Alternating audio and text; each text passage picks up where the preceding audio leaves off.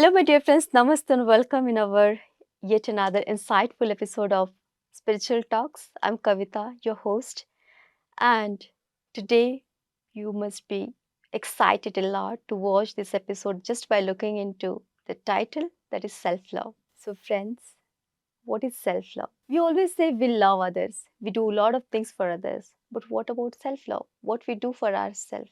Do we really have time for ourselves? Being a woman, I'm so excited to talk on this topic with our dearmost guest, Bindu Bodanapu from London, who is a mentor, self love coach, and who was into corporate world for more than 20 years. So, Binduji, I welcome you first. Thank you for joining. Hello, namaste, Kavita ji. It's lovely to be here again today. So, I'm really grateful to you that you could manage your time for this wonderful episode on Women's Day. So, first of all, I wish you a very happy Women's Day. Happy Women's Day, Kavita ji, and all the viewers who are watching this episode. Wishing you a wonderful Women's Day. Yes, thank you. Thank you so much. So let's move ahead with our first question. As we always hear this term self love. So, Binduji, what is self love? Self love is a practice of caring for oneself, both physically and emotionally, in a way that we are nurturing ourselves in a compassionate manner. It basically involves accepting oneself, unconditionally recognizing our worth, and prioritizing our own well being. Beautifully answered. So, could you please elaborate more that why self love is important to cultivate in our life? Sure. So, loving ourselves means having great respect for everything about ourselves, inside and outside.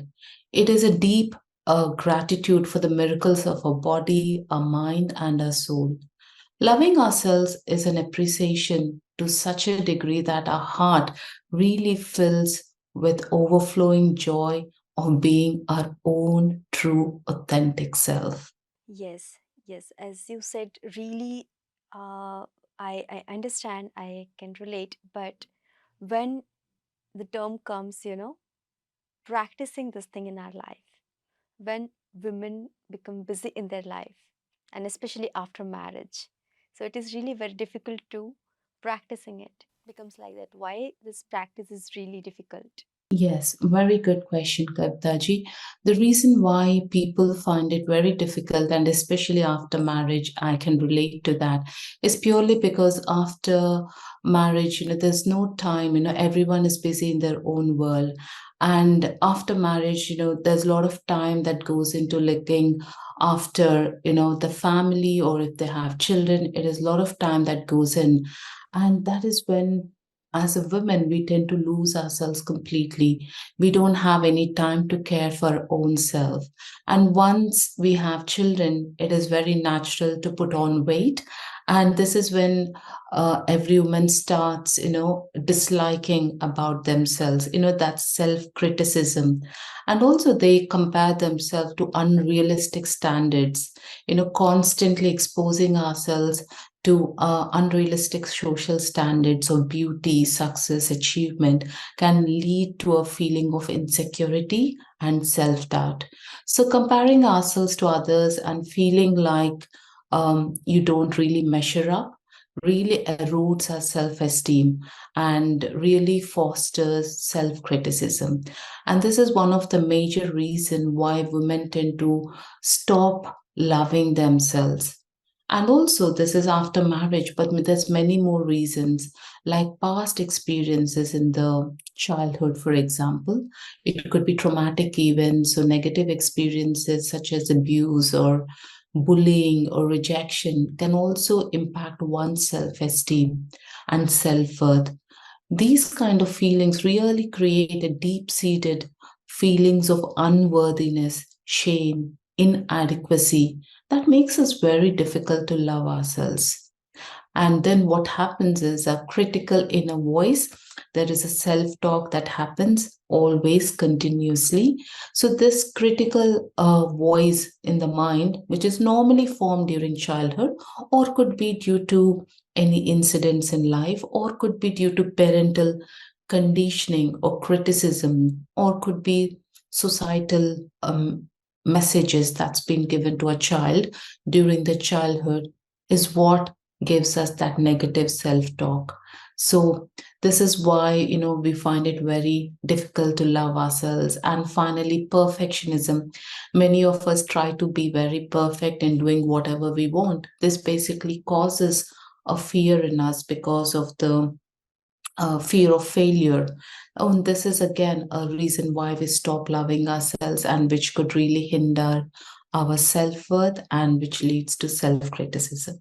Yes, that's very true. So, here you mentioned self criticism, right? How to not criticize our own self, how to be conscious, how to be mindful, how and what can be the right self talk. Right. So, one thing that we could do to stop criticizing ourselves is to stop judging ourselves. Self criticism is all about judging ourselves. For example, if I have put on a lot of weight, I start judging my own self, right? And I criticize myself of either overeating, or else if I'm not conscious about what I'm eating, or could be about, not exercising properly, right? These could be one of the reasons that we start judging ourselves. Self acceptance and self approval is the key for a positive change. So, this is how we can really start changing ourselves, the way we look at things, and the way we can start moving away from self criticism to self compassion. Beautiful, beautiful. So, would you like to give some affirmations for this that we can affirm as a chanting and that can really work on our subconscious mind? Absolutely. Affirmations are a great way to release any kind of beliefs that we have about ourselves. And one affirmation which I would highly recommend for everyone is to say, I love and approve of myself, because this is something that we really struggle with. And if we keep repeating the affirmation, I love myself, I love you, just being true and honest to our own self is the way for a positive change.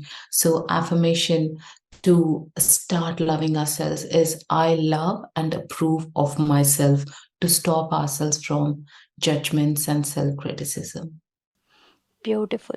So it's really a beautiful session with you to understand all these things, and which I wanted to ask you before. You said fear, right? So how we Yes. can come out of fear-based thought or fear-based, uh, traumas? Yes. So, fear is just an illusion. Fear is nothing but the brain perceives it as something, it's an illusion that something harm is going to happen to us. So now what we need to do to come out of that fear is to just, making sure that we basically, love ourselves. And faith and fear are on the two sides of a coin. Just to believe in ourselves is the first and foremost step for moving forward in life, to let go of fears. So you can just, affirm, saying that, I am powerful, I am a magnificent person. These kind of self-talk.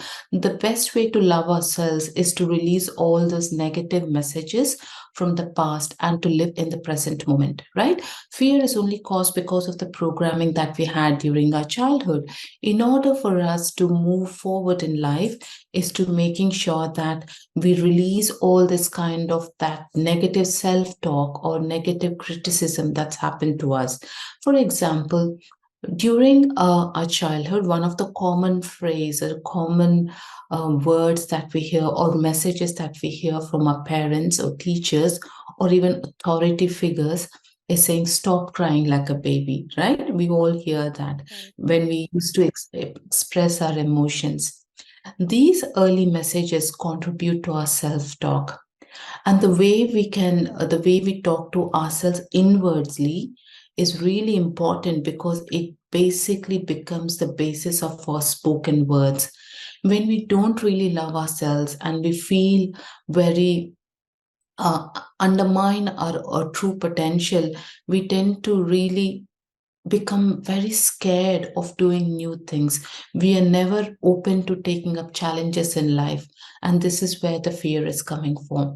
The fear is a byproduct of all that is happening in our life, right? So, to ensure that, we just have to talk to ourselves every day, saying that I'm a magnificent person. I'm lovable, I'm worthy, right? These kind of words really help us to really reprogram our subconscious mind by changing our beliefs that we are holding from our childhood. Lot of things to understand and work on ourselves. So it's a great practice, I must say. And before closing our session, though you suggested couple of techniques to come out of this fear-based thing and the affirmation and all, what are the other ways you would suggest to do self-love more? Yes, positive affirmations, like I said, any kind of negative self talk can be replaced with positive affirmations. Just remind yourself of your strengths, your accomplishments, and your inherent worthiness, because the lack of worthiness is what is the cause of not loving ourselves, right? So, positive affirmation and mirror work that's been given to us by Louise L. Hay is an amazing way to really start loving ourselves. So this is something that we all should do. Every time when you go in front of the mirror, say to yourself, I love you. I really, really love you. Right? So, mirror work is a great way. And then self compassion. Let's turn that self criticism into self compassion by acknowledging our struggles without any judgment, because we want to really strive for something great and doing something big in life, but sometimes circumstances does not allow us. So be compassionate to yourself, stop comparing yourself with other people. So this is a very important thing. And then setting boundaries. If you're a professional or even if you're a homemaker, it is very important that you take time for yourself. Learn to say no to activities or people who really drain your energy or undermine your well being. So it's important to prioritize your own needs and honor your limits. So just set those healthy boundaries. If you're a professional, set your healthy boundaries between your personal life and your professional life. As a professional myself, I tend to overwork sometimes. So I have learned to set my boundaries. Once I stop my work, I don't look at anything relating to my work after I reach home. So the home time is my time. So I do things that's needed for the family, and then I prioritize my well being. So it's very important to set that boundary. And again, self care rituals, nourishing your mind, body, and spirit, like meditation, journaling, and also spending time in nature, and also probably indulge in an activity or a hobby that you enjoy the most. It's never too late. So, for example, dancing was one of my passion during my childhood, but I never had a chance to learn dance. So now it could be something that I love to take time to learn dancing, right? So it can be anything for any person. So this is something that we all can do. And again, celebrating our achievements. How many of us really celebrate those accomplishments, no matter how small they are, right? Recognizing the progress and giving yourself credit for that effort that you put into is extremely important. And lastly, but not the least, surrounding yourself with people who can uplift you and support you, because we tend to surround ourselves with people who don't really see the worth in ourselves and who don't really support you or uplift you. So it's important to be among the people who can really help you cultivate a positive environment that fosters self love and professional and personal growth. Extremely important. And again, lastly but not the least, letting go of your past mistakes or regrets. We tend to hold on to the past very much, right? If you want to see success in life or if you want to move forward in life, it is like climbing a mountain. You can easily climb a mountain when you don't have a rucksack full of past regrets and past worries, or any kind of feelings or sensations that is holding you back. So just let go of all that so that you're more easy to reach success in life. Beautiful. Thank you. Thank you for all these examples, which may definitely, help a lot of people, including me, because all these practices are very much important in our day-to-day, work or in mundane life. We forget to do self-love, and if we know also, if though we know couple of things, still we don't do that. We don't practice that. So being mindful and being working on ourselves is very much important. Yes, Binduji, these points are really very much relevant, and we can learn a lot of things. But you, being a mentor and worked 20 years into corporate world, we can imagine that how tough life it would be. It was earlier. So would you like to give an example from where people can really learn? Absolutely. Being in the corporate world for more than 2 decades, it wasn't easy. It was very challenging. And prioritizing self care and loving our own self or myself was not something that I've learned until the last 5 years, until I came into meditation. So before coming into meditation, I don't think I had any time for myself. It is all giving, giving, giving, giving to the people at work, giving to the people or my family members, or just accepting who I am from my friends. It is just an opinion that I carried about what other people say. So by this, I was losing my own power, right? And after coming into meditation, this is when my 360-degree transformation took place. And this is when I have learned how to love my own self. And my self care ritual starts with meditation in the morning, journaling, taking time to read books every day, and also go for a walk just by being my own self. So, this is something that really transformed my life. I don't think I now associate myself with any people who doesn't support me or uplift my growth. I always connect with people who are my well wishers and also who always inspire me and motivate me to grow as an individual. Wonderful. Thank you. And at last, your beautiful message to our audience. Sure. I think we all have that immense power within us. The only reason we tend to put ourselves down is because we're giving away the power to somebody else. It can be your family members, it could be your past, or it could be uh, people at work, or it could be your friends. So it is high time we take that power back and acknowledge who we are and start working on ourselves. It is all about going within. If you are holding on to any kind of beliefs about your own self, it's time to let go. Start practicing affirmations, doing mirror work, start meditation, journaling, saying affirmations. These are some amazing ways to really claim your power back and to become your true and your authentic self. And this is why it is important, why self love is so important in nowadays, is purely because it helps you to look after your own mental well-being, right? So it's only through loving yourself more you bring that resilience back into your life. When you love yourself, you're better equipped to handle setbacks in life as well as challenges. And self love also improves your relationship. When you love yourself, you allow to establish that healthy boundaries so that communication becomes more effective with the people around you, and also you attract positive people into your life.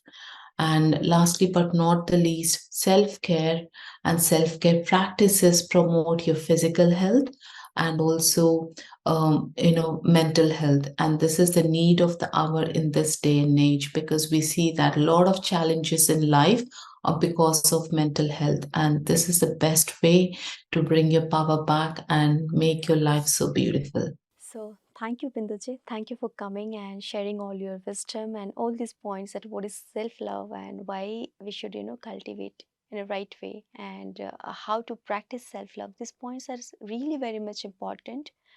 And if women are powerful, the world will be powerful. Thank you very much, Kavitaji, for this opportunity to be here today. And also, I want to wish all the viewers, the women out there, a happy Women's Day. It is high time for you to look after yourself, take the power back, and start loving yourself. Thank you very much. Thank you. Thank you, Binduji, for coming. And I wish everyone, including you, a very happy Women's Day. Take care. Love you all. Bye bye. Please like, share, subscribe PMC English. Thank you so much.